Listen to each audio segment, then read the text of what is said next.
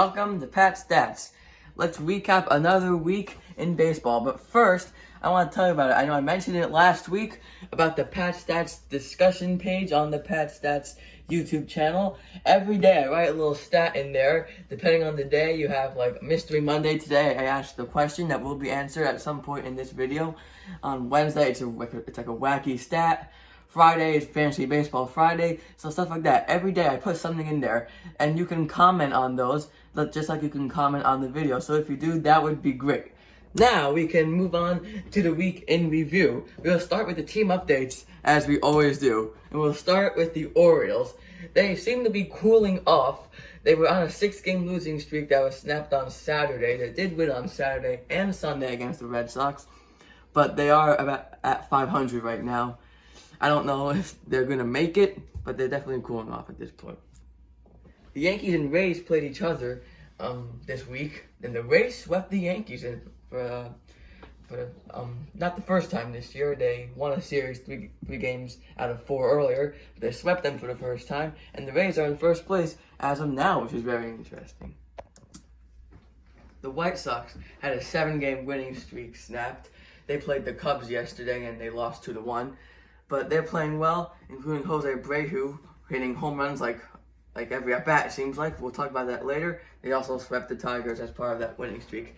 The A's continue to win. They swept the Giants last week. They split a series versus the D-backs, and they had 2 wins out of 3 versus the Angels. So they have a very nice comfy lead in the AL West at this point. The Mets, well, they're currently not playing, but they will be back tomorrow. They will make up some games because they were postponed because a couple members tested positive. But that seems like it did not spread. They're playing a doubleheader tomorrow, Friday, and Sunday. A lot of doubleheaders.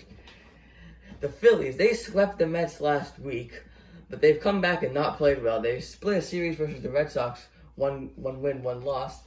They played a doubleheader against the Blue Jays and lost both games on Thursday, I think. And then they lost the series 2-1 against the Braves. I should say the Braves over the weekend. They're not playing well. Their bullpen, it's not very good. They did make a trade though for 2 relievers from the Red Sox, Brandon Workman and Heath Hembree.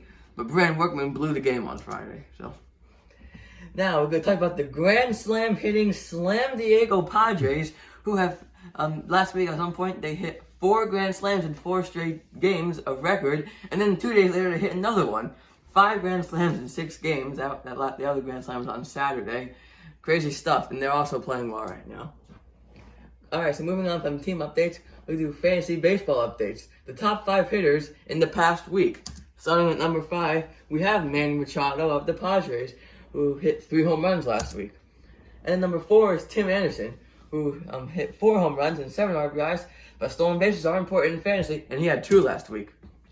Luke Voigt, even though he didn't play over the weekend, that was supposed to be against the Mets, he did hit 5 home runs with 8 RBIs and posted a .500 batting average in a fewer amount of at-bats than the other ones, but still pretty impressive.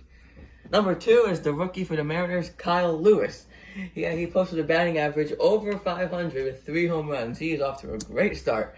But as he mentioned before, the number 1 hitter this week is Jose Abreu. 7 home runs, 15 RBIs, and a .533 batting average. He hit 6 home runs in 3 games, which tied a record, the Major League record. Now for pitchers. Most pitchers only make 1 or 2 starts, and they're all starters, I believe. Starting with Zach Gallen for the Diamondbacks, he made 2 starts and posted a 1.38 ERA through those 2 starts with 14 strikeouts. Trevor Bauer made 1 start, but it was a good one. He went 7 scoreless innings with 9 strikeouts. Jose Barrios went 6 scoreless innings with 9 strikeouts.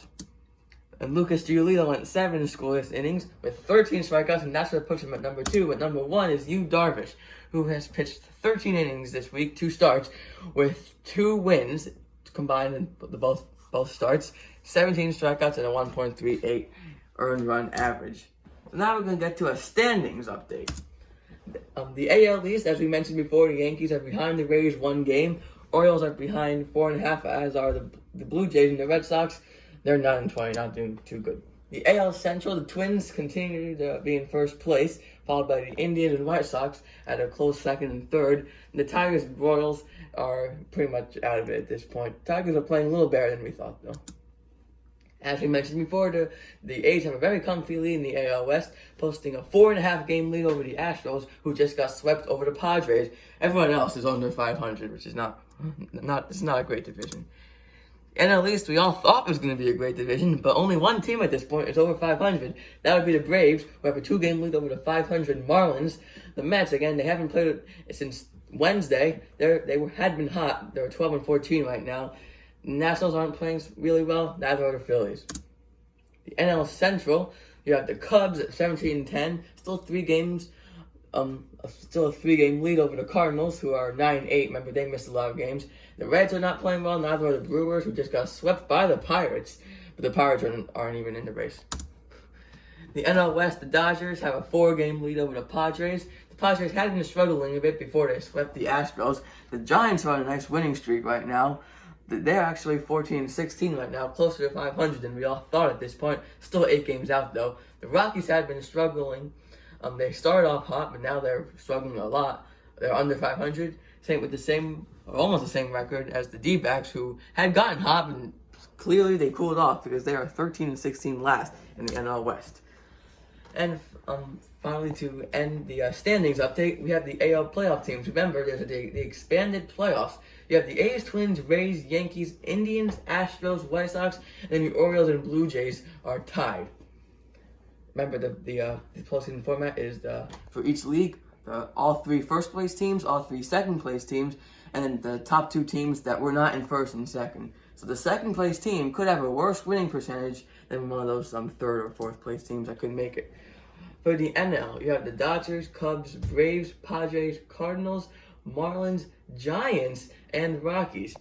Interesting mix of teams there. You see only those 2 teams from the NL East we mentioned. Not many of those teams are playing well right now. And still, though, the Giants and Rockies still in the playoffs by a couple of winning percentage points. Something to look forward to next weekend. There's a bunch of interleague matchups. The Mets are playing the Yankees in a 5-game series in 3 days. Mentioned no doubleheaders. It's a Florida series with the Rays and the Marlins, Nationals and Red Sox, Dodgers and Rangers, and then the Indians are at Busch Stadium against the Cardinals. So that is it for Pat Stats today. The trade deadline is coming up soon, so I think we'll have a video on that coming soon. Thank you for watching this one.